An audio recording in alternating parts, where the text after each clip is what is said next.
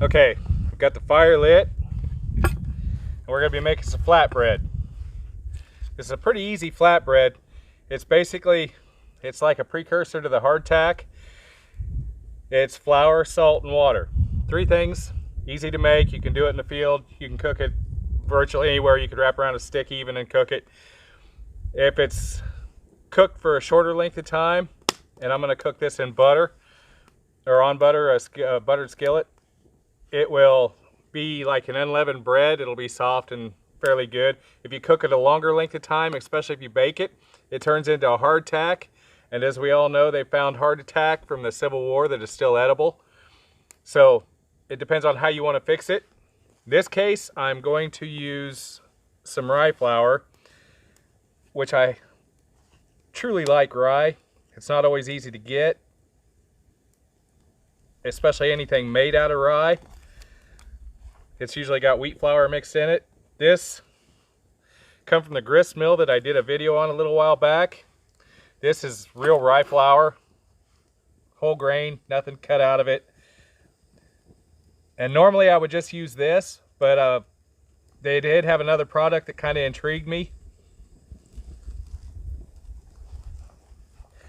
And it's really cool. They come with the cloth bags. I like them.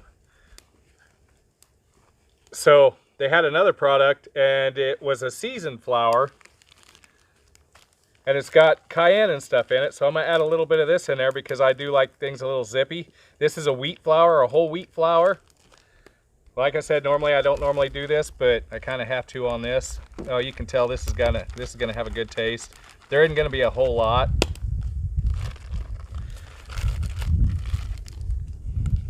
We'll see how this works out. Mix the two up. This might make a lot of flatbread, but that's fine. Okay, now I'm using some sea salt, pink sea salt, Himalayan sort. Grind some of that in. It's kind of to taste.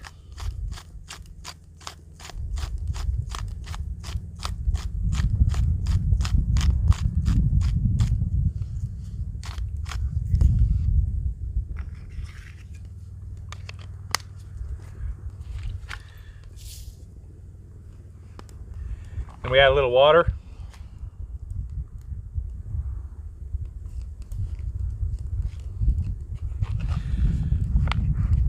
These flexible water containers are kind of handy. The only problem is around a fire, if a spark gets to it, good luck, because you'll blow a hole in it, then they're done. But as they empty out, you can roll them up so they actually take less room. They'd be good for like a backup or a secondary, something along that line. I wouldn't use that strictly as my primary, simply because if you do hole it, catch it on a stick, doesn't matter, it's done. There's nothing you can do to save it. Okay, with this, as you're mixing it, just mix the water in. Depends on how you want your dough set up. If you want a thinner dough, you add more water. If you want a thicker dough, you use less water. But you're gonna have to keep adding water until all the flour is mixed in. This won't raise, it has no yeast. I think you could probably, if you added a little sugar or something to it, honey, whatever, the natural yeast, if you let it sit, would actually make it raise with the wheat flour, the gluten that's in it. The rye I don't think will very well.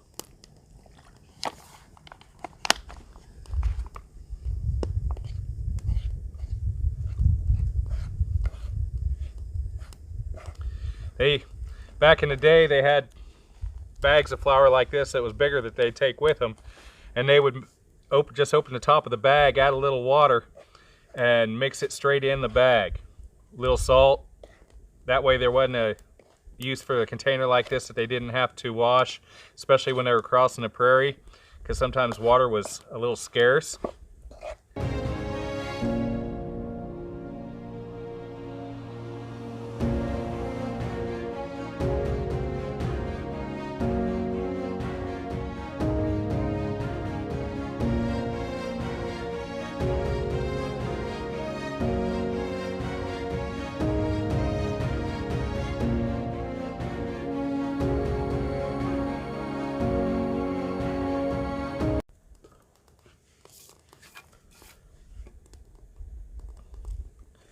Okay, then we'll mash it out. We'll break it up into whatever size we want for our patties, basically the flatbread. Roll them out into a ball.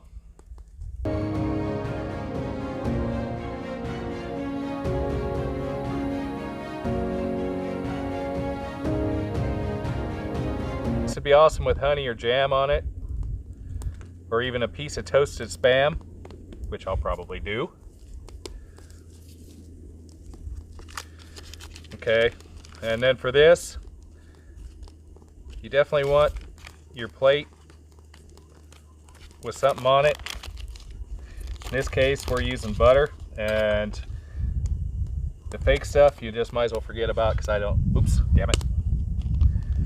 The fake stuff I won't use.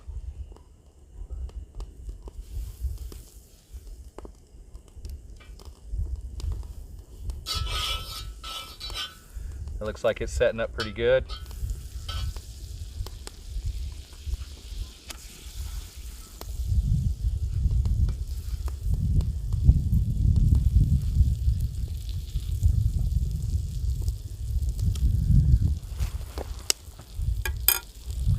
And we'll keep a little heat in there.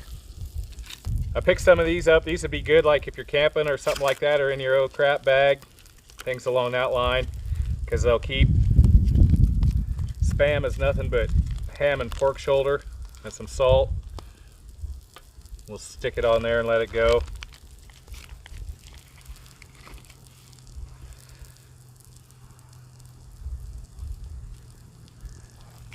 The other thing while I'm out here,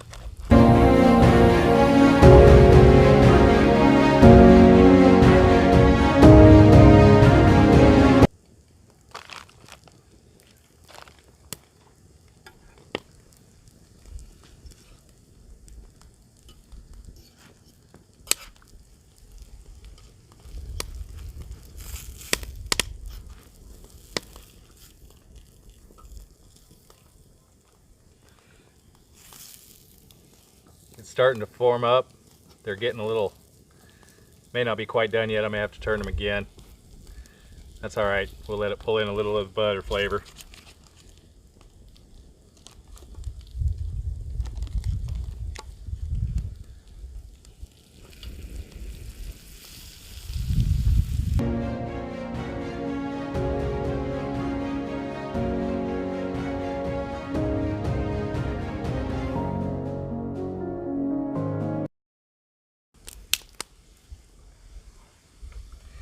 Just a few bricks, you can knock together a little stove that can feed from the top or the bottom. Keep everything contained so you don't have to worry about fire usually getting away. Once the bricks heat up, it'll hold the heat for quite a little while, and it'll just burn twigs. So any drop from your trees or anything you pick up, you can sit out and cook over an actual wood fire fairly easily.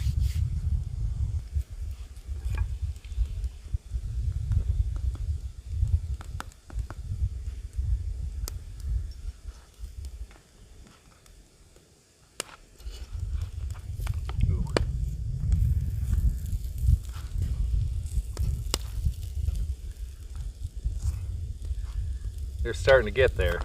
They're looking pretty good.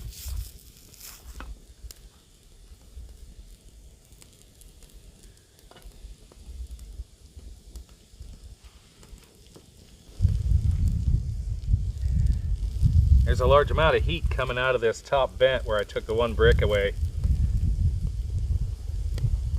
which is kind of what I was looking for. Makes it, especially when you put a flat plate on top, it'll draw a lot better. And I'm feeding it both from the top and the bottom.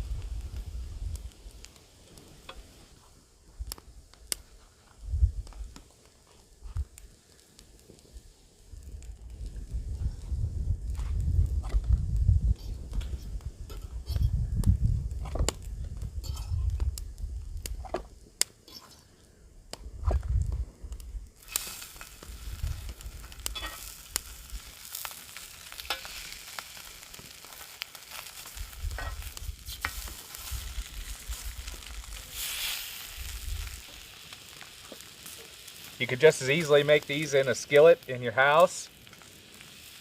They're relatively easy to do. They're pretty hot. It's just like this. You can smear whatever you want on top of them. You can actually probably go through and split them like a biscuit if you want.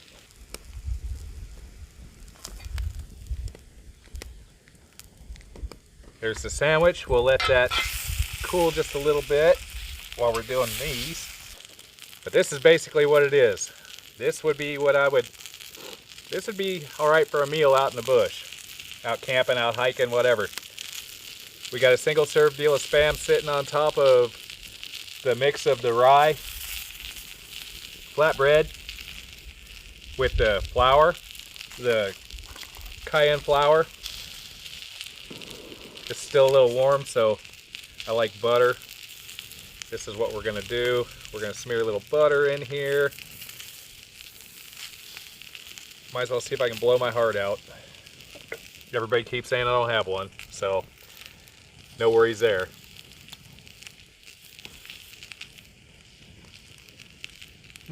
Oh, that is good. Very tasty. This is going to be done more. I like this.